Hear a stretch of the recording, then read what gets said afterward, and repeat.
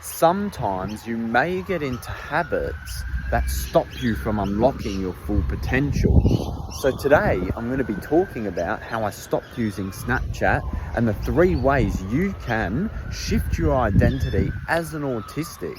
Stick around to the end for those 3 points. Let's get straight into the video. Get to know me personally with my one-on-one coaching.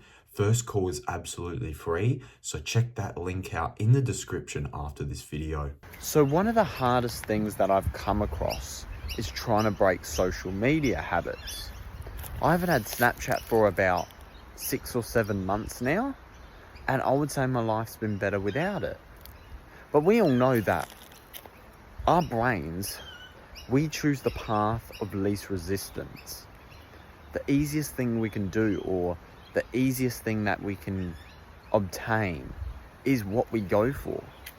So naturally, when we want a human experience, or we want more connection in, maybe we're unhappy with our social life or social status or the way we feel, we might go on these places like Snapchat to get a sense of fulfillment of, your brain thinks you're fulfilling your need of social interaction.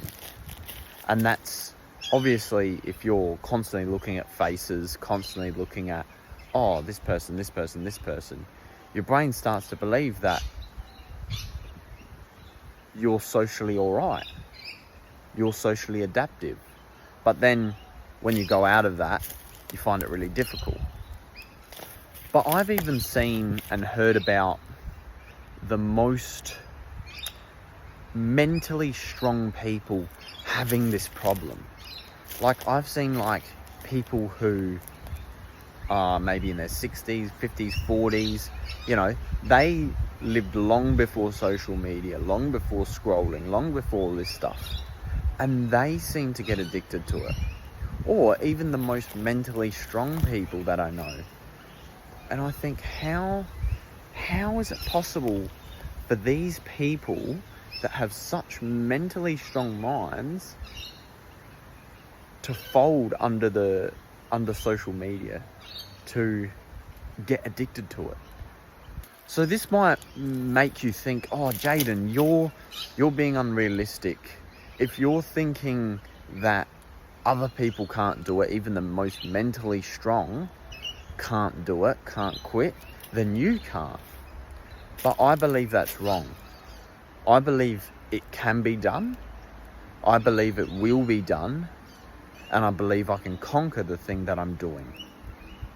And that's where it can start from. If you believe those things, that you can do it, you can fight it.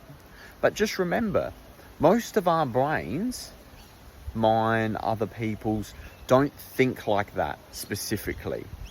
But if you can think in that way, I've kind of tried to frame it in my brain like that and really tried to think it. But at the end of the day, I've still chosen the path of least resistance to get me out of those bad habits.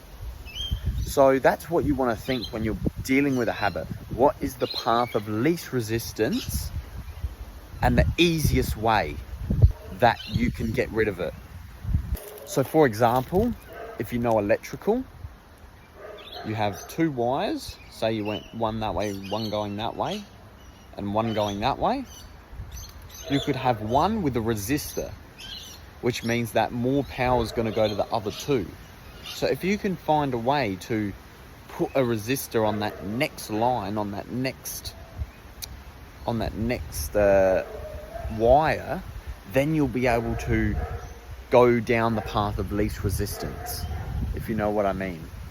So this is the first way I found the path of least resistance to shift my identity and stop going on Snapchat, which was using the available things, the available state of something to my advantage.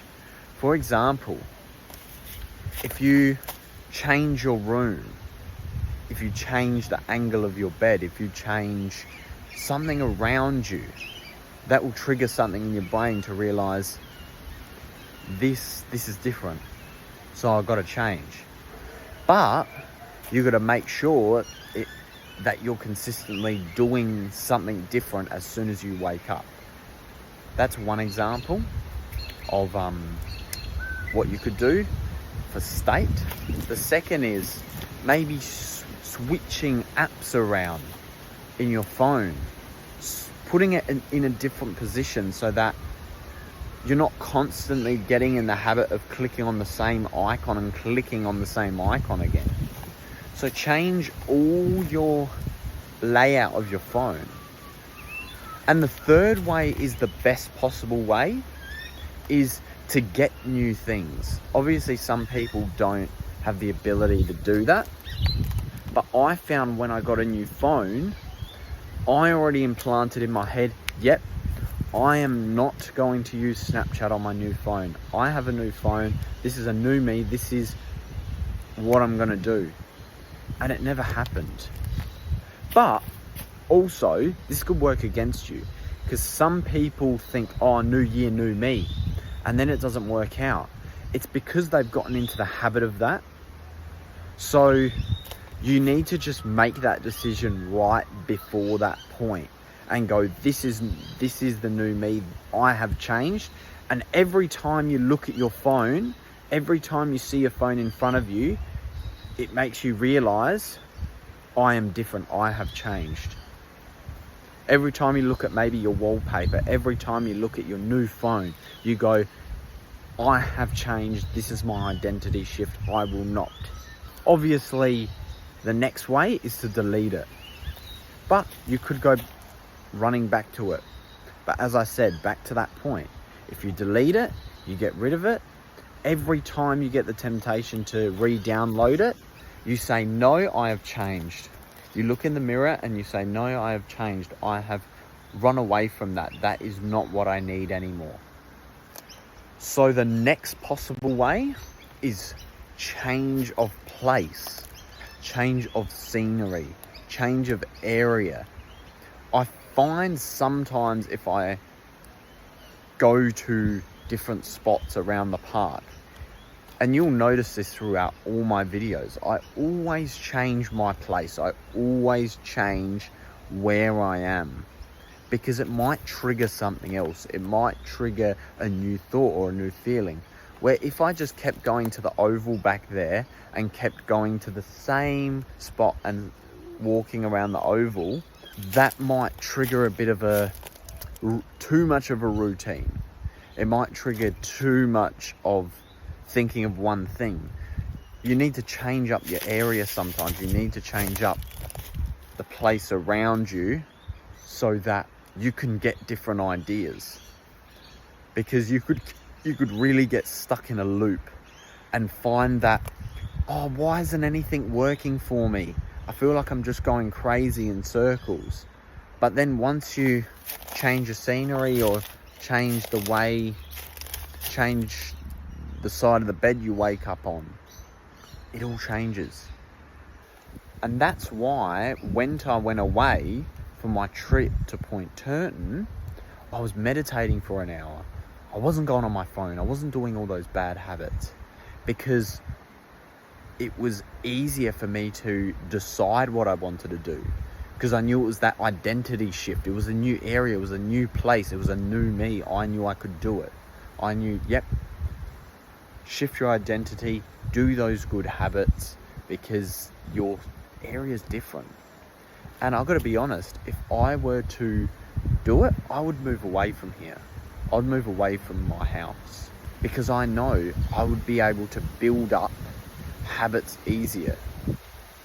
You can build up habits way easier than what you would at your own house or at the place you grew up in or in the hometown you lived at, because your brain just goes back to the way you think.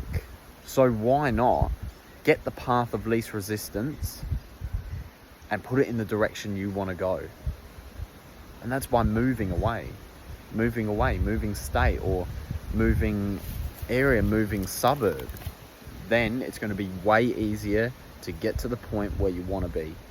The third point is obviously the most important and the most difficult, But if you can do these 3 things or 2 things, you're on your way to victory with beating these temptations and beating these difficult things like social media.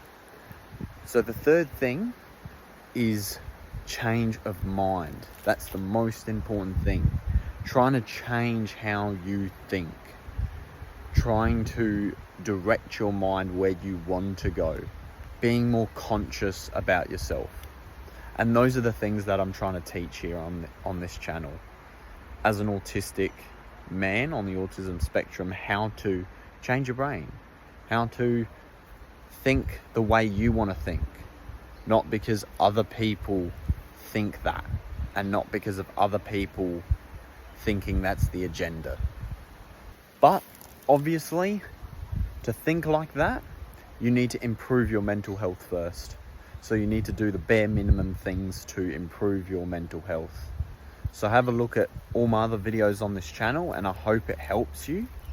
So anyway, like and subscribe to watch more educational content about autism and how to become a more independent young man on the autism spectrum. Anyway, thank you.